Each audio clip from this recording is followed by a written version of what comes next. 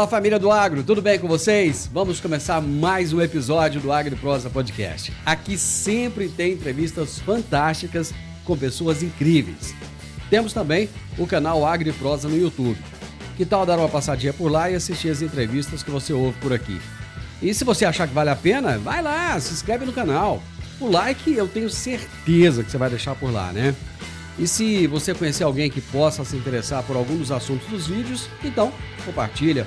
Simbora então para mais um AgriProsa Podcast. Rural, urbano e imóveis, onde o campo e a cidade se encontram com perfeição. Somos especialistas em comercialização de fazendas, lotes para ranchos, chácaras e sítios. Acredite, encontrar o lugar dos seus sonhos é mais fácil do que você imagina. Realize o sonho de viver em harmonia com a natureza. 992805757. Siga Rural Urbano Imóveis RV nas redes sociais. O meu entrevistado de hoje tem uma história impressionante. História de superação, adversidades, crescimento. Aliás, a maioria absoluta das pessoas que eu conheço que tem sucesso, eles passaram por muitas adversidades e nada veio fácil, sem trabalho, sem resiliência e, acima de tudo, sem acreditar naquilo que se faz. Hoje o meu convidado é José Roberto Assi, engenheiro agrônomo, CEO da JASSI, que é uma empresa referência em tecnologia aplicada ao agronegócio, é a brasileira queridinha que conquistou a América. Zé Roberto, prazer, seja muito bem-vindo. Prazer te rever de novo, Divino. Obrigado aí pela oportunidade de compartilhar a nossa história. Aliás, uma história maravilhosa, uma história cheia de sobe e desce, né? Parece montanha-russa, mas que parece que as coisas estabilizaram em cima agora, né? Zé, conta pra gente, pro pessoal que não te conhece ainda, quem é você, de onde você vem? Bom, eu sou, acho que um agrônomo que queria ser músico, né? Então, eu gosto muito de arte, de música, né? De detalhes, né? De beleza, né? E sempre quis ser músico, mas a natureza ou Deus parece que não me ajudaram, né? Então, eu cheguei a fazer faculdade de música na Unicamp e depois de 2 anos, meus amigos falaram, como músico, você é um ótimo agrônomo, né? Então, eu me formei em agronomia e aí vim para Goiás numa oportunidade muito legal, uma empresa japonesa, dona do... Peraí, você veio de onde para Goiás? De São Paulo. Eu sou paulistano, né? Mas já me naturalizei goiano, né? Já estou há muitos anos aqui, então gosto muito de Goiás. E aí eu me formei em agronomia e fui procurar emprego. Ia mandar 500 cartas currículo, mandei 250 e tive 3 oportunidades. Uma em Santa Catarina para trabalhar com maçã, outra em Ribeirão Preto para trabalhar com batata e em Caldas Novas, Goiás, para desenvolver um pacote tecnológico para o Cerrado. E isso me empolgou muito, né? E eu lembro que o presidente da empresa, um grupo japonês, um banco japonês maior que o Citibank na época, ele falou, lá na Avenida Paulista, num escritório super chique, ele falou assim, agora eu vou fazer a pergunta que todos desistem, é lá em Caldas Novas, Goiás, você topa? Eu falei, eu não conheço, mas eu topo sim. Pacote tecnológico é uma coisa que me atrai. E aí eu fiquei 4 anos lá, foi muito legal, a gente trabalhou com espaçamento reduzido em milho, isso foi em 87, né?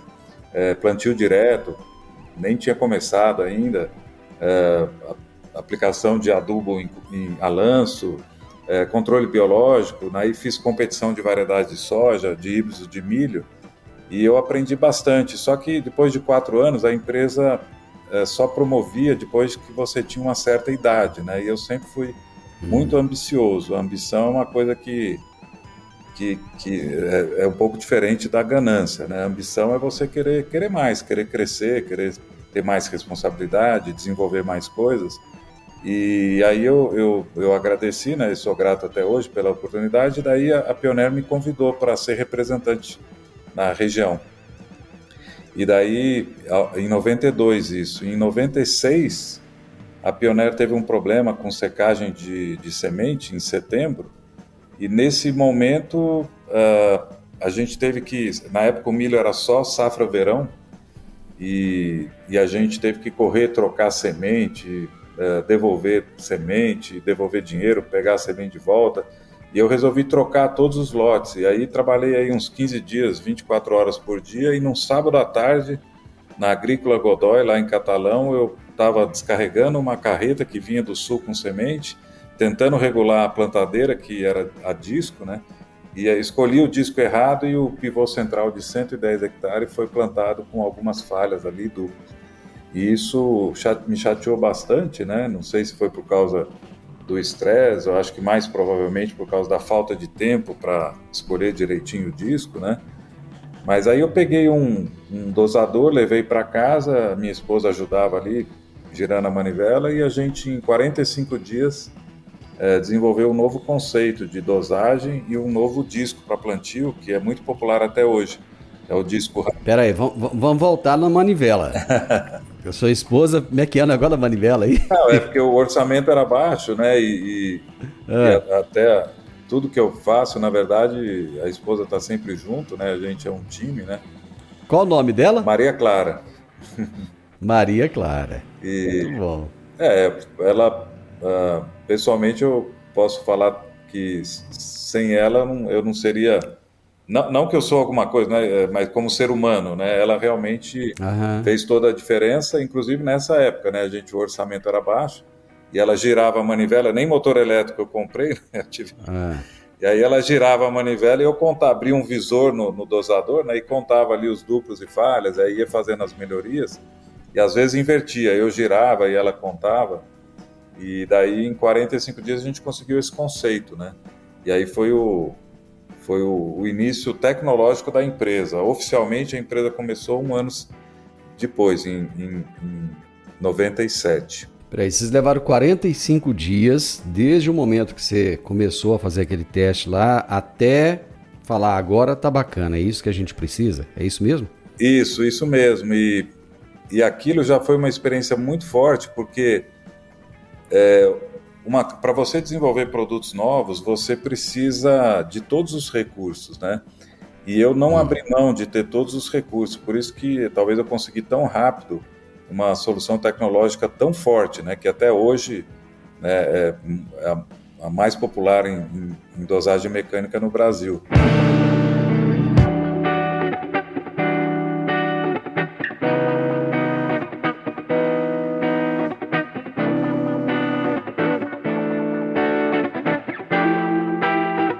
Hoje estamos ouvindo a história de José Roberto Assi, um grande engenheiro agrônomo, um grande inventor, e ele está compartilhando conosco as conquistas e também as dificuldades que ele sempre teve ao longo da vida. Como é que você falou assim, agora eu tenho um produto? Quando que você chegou à conclusão que você tinha um produto finalizado, que era aquilo que precisava e que não traria problemas, mais problemas até do que você já tinha causado aquela vez lá? Eu lembro direitinho quando terminou os 45 dias, eu finalizei lá, aí eu voltei para Caldas, né? A família estava já em Caldas para passar o fim de semana, era um sábado de manhã, e eu fui visitar uma plantadeira que estava plantando o nosso híbrido, eu era representante da Pioneer, e daí, naquela plantadeira eu imaginei o nosso protótipo, né? E aí eu cheguei na cidade, eu encontrei com ela, eu falei bem claro para ela, né? Eu falei assim, eu acabei de ver um negócio que vai mudar a nossa vida completamente para sempre, né? E aí o jeito dela, uau, depois você me fala o que foi, né? Eu acho que ela nem lembra disso, mas eu lembro. Deixa eu voltar um pouquinho no tempo. Você preparou aquele produto em 45 dias, você buscou pessoas, buscou informações... E o lançamento desse produto? Porque aí você já chegou nos Estados Unidos, mas eu creio que antes disso você teve que colocar isso no mercado nacional. Você teve que fazer com que pessoas acreditassem nesse produto aqui. Como é que foi esse processo? Sim, um ano depois eu abri a empresa e coloquei o produto no mercado. Só que eu acredito que os 10 primeiros anos, Divino, que a gente chama de anos de aprendizado, que na verdade foi anos de sofrer muito, né? Eu tinha que continuar sendo representante da Pioneer, porque eu tinha que sustentar a família e até investir na empresa, e ao mesmo tempo eu me senti como se eu estivesse caindo na selva amazônica de paraquedas com um canivete na mão. Por quê? que eu tinha um monte de desafios que eu não tinha preparo nenhum. Então, por exemplo, fluxo de caixa, né? Eu fazia semanal. Então, depois de um pouco menos de um ano, eu tive que fechar a empresa por 3 meses, reorganizar o caixa, pegar dinheiro emprestado, inclusive com meu pai. Eu peguei R$70 mil na época, né? E ele nunca mais, não quis receber depois. Falou que meus irmãos também tinham recebido, né? Que eu falei, tem que ser igual para todo mundo, né? Eu tenho 5 irmãos, mas ele não quis receber. Daí eu arrumei um sócio, que até é o Paulo Basílio, esse que me ajudou no começo. Ele ficou sócio comigo 2 anos e depois ele saiu, a gente ficou mais amigo ainda, né? E ele... porque assim, e aí reorganizamos o caixa e hoje a gente faz o caixa por 18 meses, né? O fluxo de caixa. Então a gente aprendeu a lição. Industrialização, usinagem, injeção plástica, ferro fundido, foi um sofrimento terrível até aprender tudo isso, né? Propriedade intelectual, eu me lembro de ter passado aí uma semana no Largo da Carioca, no Hotel Ibis, lá no Rio de Janeiro, no centro, perto do INPI, dormindo 2, 3 horas por noite, para tentar fazer um documento para ajudar a convencer o INPI de que a nossa patente era válida. E logo depois, o INPI aprovou, o maior fabricante de disco plástico na época simplesmente copiou o nosso produto. E aí eu fui obrigado, né, a entrar na justiça e tal, mas felizmente ganhamos, né? E até o desembargador considerou que foi um exemplo, né, para a propriedade intelectual no agronegócio. Gestão, né, ainda sou, né, mas eu era muito bruto, muito pavio curto, né, então muito mal preparado para gerir, para liderar, né. Então teve parte de impostos, tomava multa toda hora porque entregava errado, tinha que ser uma sequência de entrega, principalmente imposto estadual, né. Enfim, coisas assim, né, que dá para, como você fala, né, dá para escrever um livro que algum dia eu vou escrever. Como é que está o posicionamento da empresa de vocês hoje no Brasil e nos outros países em que ela já está funcionando, já está instalada? Bom, no Brasil a gente está, né, graças a Deus, cada vez mais forte, né, com 2 centros de pesquisa, um em São Paulo com um pouco mais de 100 colaboradores, outro em Curitiba com quase 30 engenheiros, né, então um centro de pesquisa muito robusto, né. Nós, nos últimos 15 anos, temos crescido, né, uma média de 35% ao ano, né, então isso mostra que não é só o crescimento do agro, mas novos produtos, novas alternativas, né.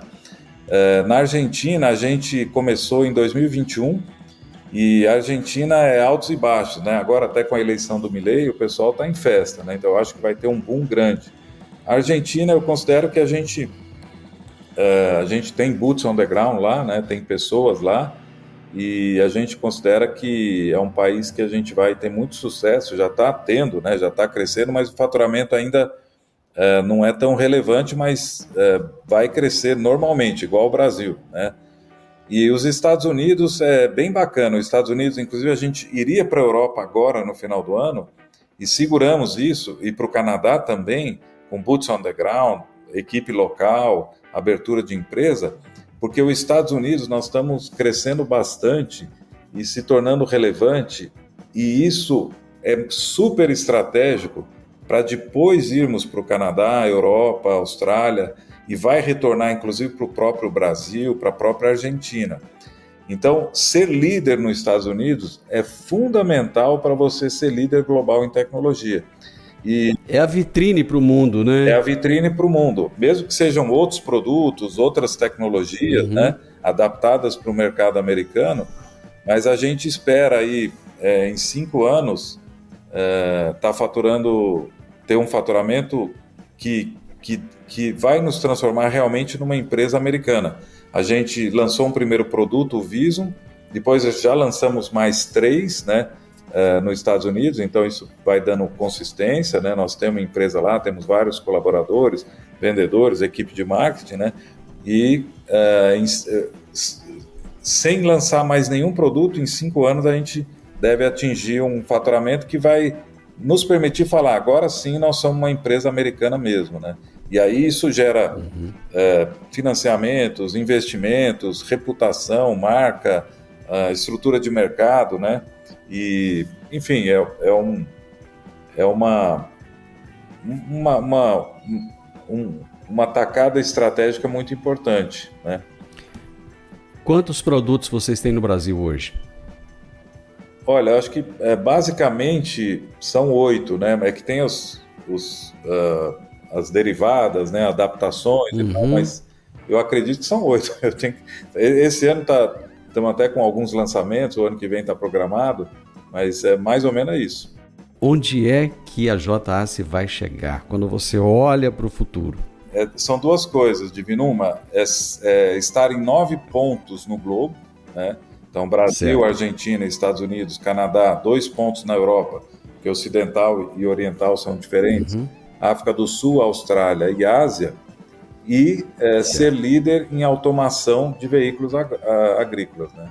Então, são esses dois nortes que a gente está seguindo e quer seguir nos próximos anos. Você que tem 2 centros de pesquisa, tem uma turma grande trabalhando, como é que está a inteligência artificial nesse momento dentro das pesquisas de vocês? Olha, a inteligência artificial é uma ferramenta, assim como o martelo, o serrote. A inteligência artificial, nós não somos uma empresa de inteligência artificial, então quem mexe especificamente com inteligência artificial, aí sim ele está naquele mundo, né? Mas para quem nós fazemos equipamentos agrícolas, né? Então a inteligência artificial é só uma ferramenta.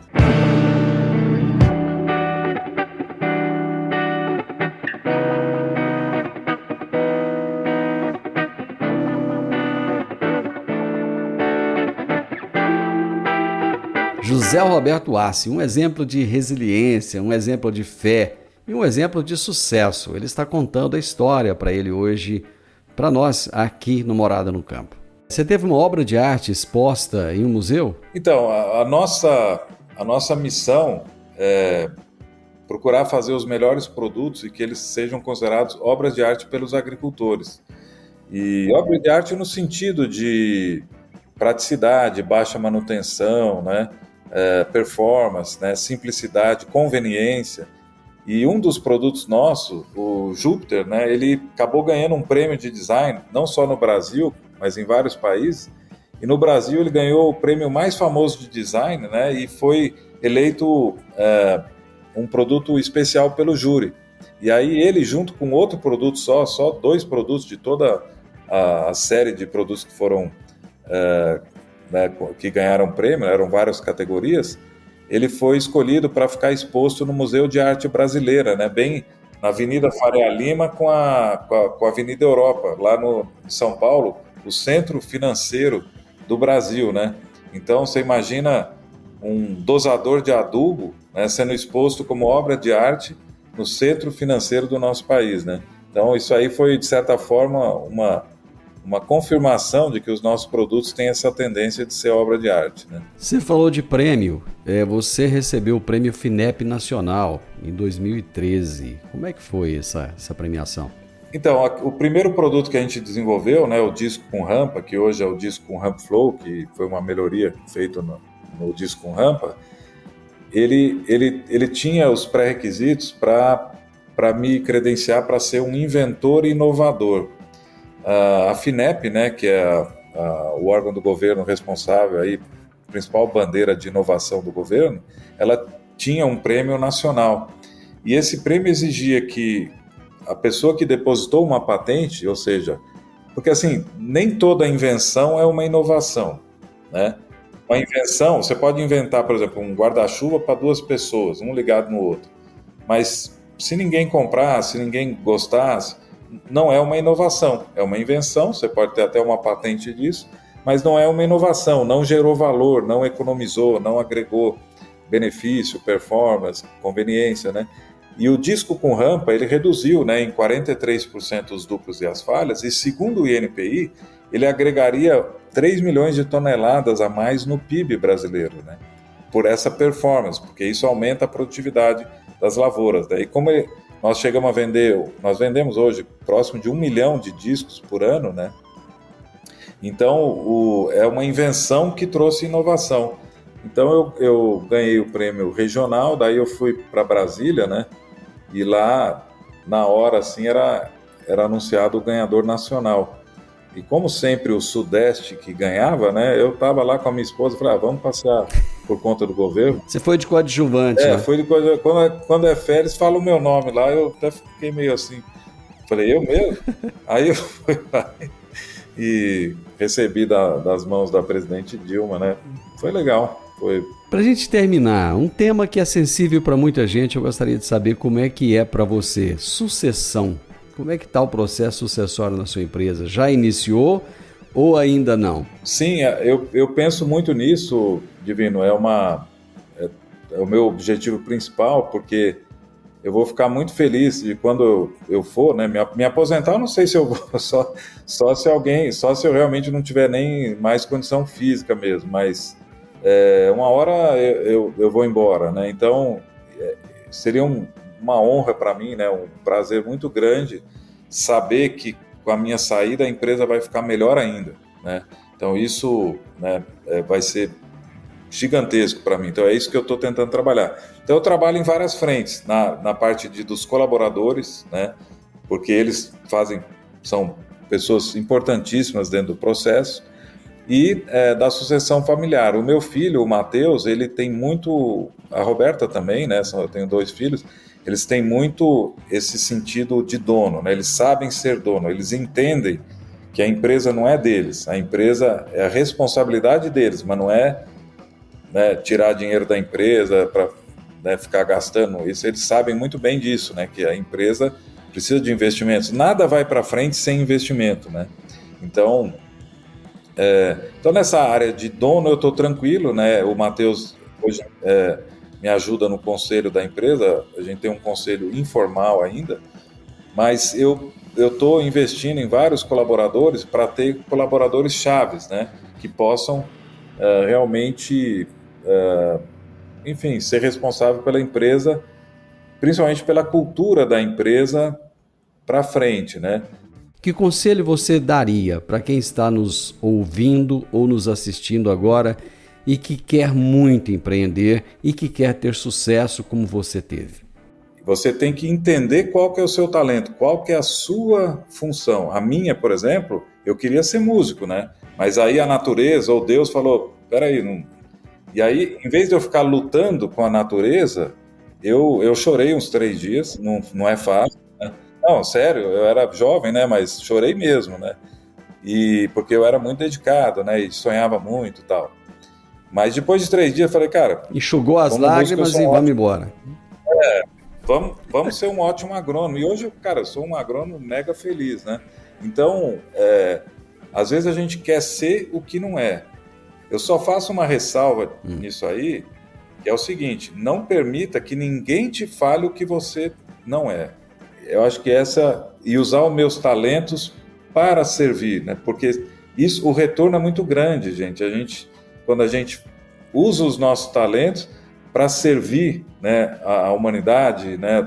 Meu amigo, que um privilégio te ouvir, um privilégio ficar esse tempo aprendendo com você, aprendendo de empreendedorismo, vendo essa confiança. Eu acho que muitas vezes falta essa confiança para a gente, né? Falta confiar mais naquilo que se faz. E você demonstrou isso de uma maneira simplória, de uma maneira bacana, bem solta. Eu te agradeço imensamente. Uma percepção que eu tive aqui, que eu acho bem legal, quero deixar isso para as pessoas que estão nos ouvindo, nos assistindo. A família, a importância da família, a importância de se valorizar o cônjuge, a importância de se valorizar a esposa. E você faz questão o tempo todo de falar isso. Você não está sozinho, você teve pessoas que te resguardaram, pessoas que te deram apoio, que acreditaram muitas vezes naquilo que parecia loucura, mas que hoje sabe-se que não foi. Grande abraço para você, foi um privilégio muito grande, muito obrigado. Eu que agradeço, Divino. Que bom que você me chamou e espero que a gente tenha um bom retorno aí desse bate-papo. Foi muito bom. Obrigado. Um abraço para você, viu? Um abraço, fica bem. Hoje eu conversei bem. Sabe aquela conversa que te faz bem ao coração e à alma? Eu conversei bem com José Roberto Assi, um engenheiro agrônomo que eu acho que é muito mais do que isso. Ele é um grande inventor. É um homem que tem fé, que acredita. E ele é o CEO da JASSI, uma empresa que é referência em tecnologia no Brasil, nos Estados Unidos e que, conforme palavras dele, vai ser uma empresa global. O podcast Agro e Prosa tem o objetivo de falar do agronegócio de forma fácil, simples e descomplicada. Diariamente conversamos com os maiores atores do agro e abordamos os mais diversos assuntos de interesse de produtores rurais, técnicos, pesquisadores, profissionais da área e simpatizantes do agronegócio. Se você gosta do nosso podcast, então você pode nos ajudar. É muito simples. Basta seguir-nos nas principais plataformas de streaming e também no YouTube. Se você deixar um gostei, compartilhar os episódios e deixar um comentário, já vai nos ajudar muito a dar relevância tanto ao podcast quanto ao canal. E o mais importante de tudo, nos siga para receber notificações de novos vídeos e episódios. Um grande abraço para você e até a nossa próxima prosa.